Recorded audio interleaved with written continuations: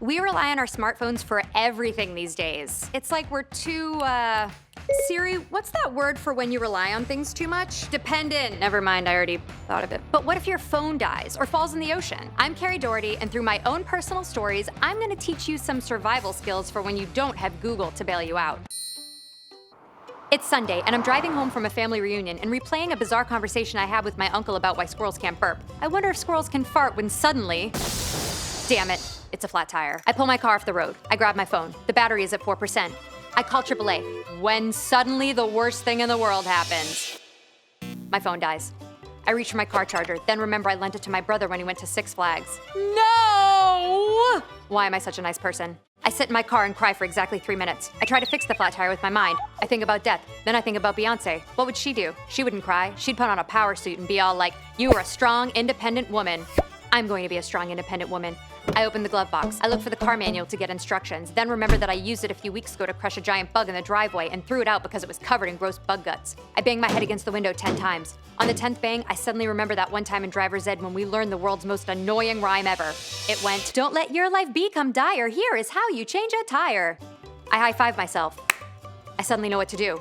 I need a jack, a wrench, a spare tire. I have all of those things. It's time to get dirty.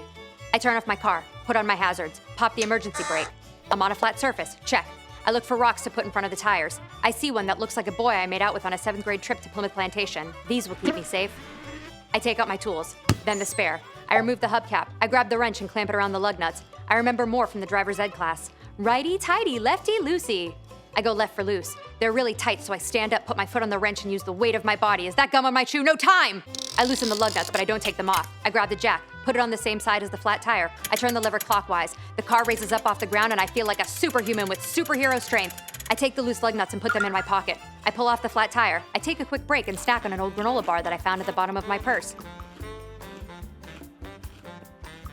I put the spare tire onto the wheel. Pop the lug nuts right back on. Don't tighten them all the way, says Sean. Sean was the name of the driver's ed teacher. I lower the car with a jack, remove it, tighten the lug nuts. Righty-tighty. I put the flat tire in my trunk. I put the rocks back where I found them and say goodbye to the one that looks like the boy I made out with on a 7th grade trip to Plymouth Plantation. I scrape the gum off my shoe, turn my hazards off, release the emergency brake, start the car, drive away dirty, smiling, and proud. And there you have it. Now, keep in mind that all cars are built differently, so always refer to your car's manual when possible.